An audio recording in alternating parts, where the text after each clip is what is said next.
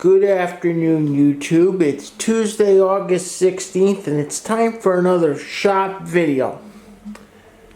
As you can see, there's a lot on the bench, but in this video, we're only going to talk about this MacBook Pro that's directly in front of me. And I want to do a little educational video on why this MacBook is here, what's going on, why I'm not going to be able to do anything about it, and how you can prevent this problem in the future. Okay, first the backstory. This MacBook Pro was brought into me with a complaint that the owner had forgotten the login password. And usually on a MacBook, that's a bad thing,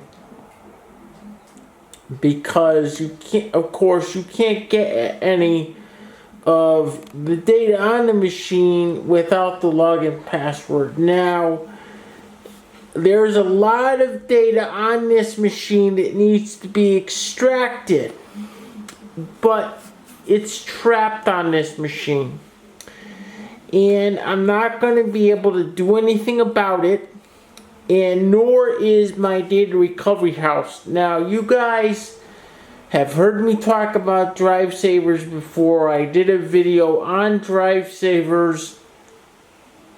You can just search my channel under drive savers and you'll find a video.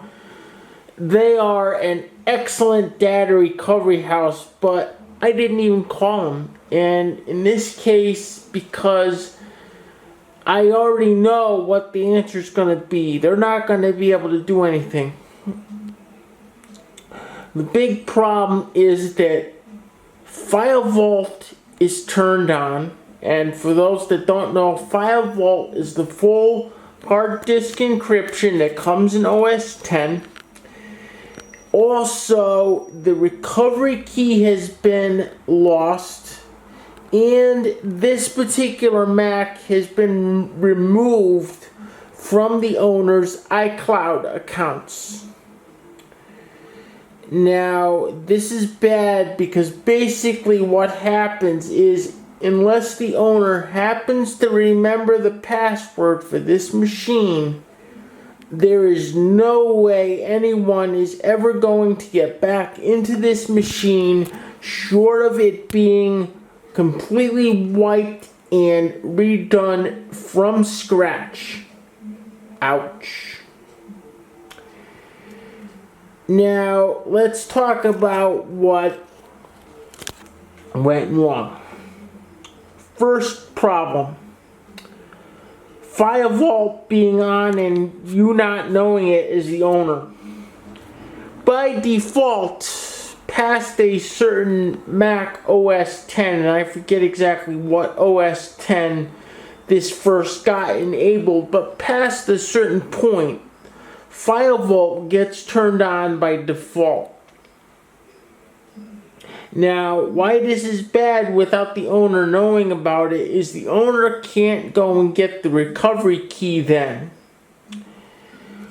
This is also bad because this also happens if you have an older machine that didn't have FileVault turned on, and then all of a sudden the owner upgrades the machine to a new version of OS X, and then FileVault gets turned on after the upgrade is done.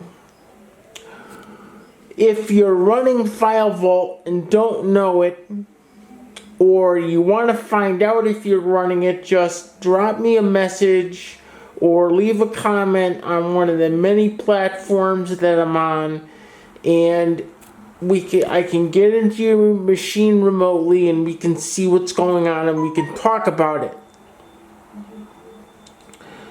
That was the first mistake this owner made. The second mistake the owner made was removing this machine from the iCloud accounts even though the machine was not being used. do not do this.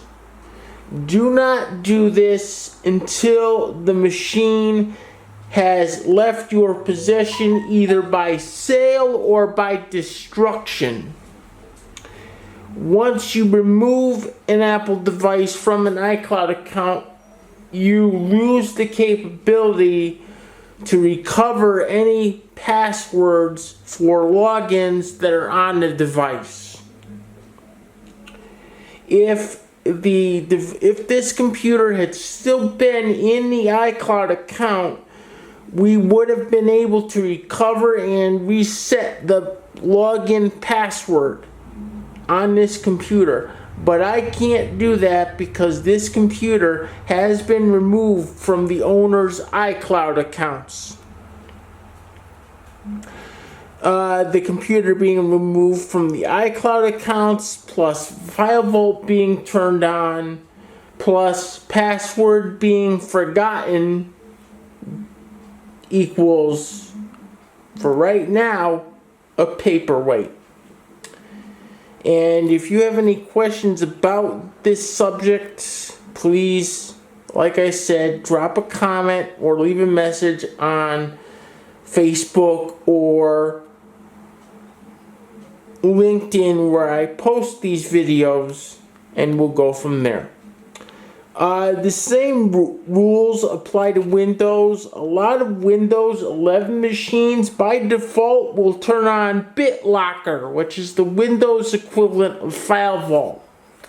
And it will store the recovery key inside your Microsoft account. The same rules apply. Make sure you get your recovery key and store it in a safe place.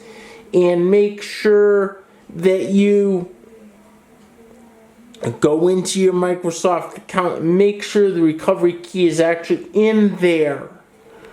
On new Windows 11 machines, I turn off BitLocker by default if it's on, because it can be so problematic for data recovery later. As always, feel free to rate, comment, like, and subscribe, and I'll see everyone next time. I hope you found this video helpful. See you all soon. Bye-bye.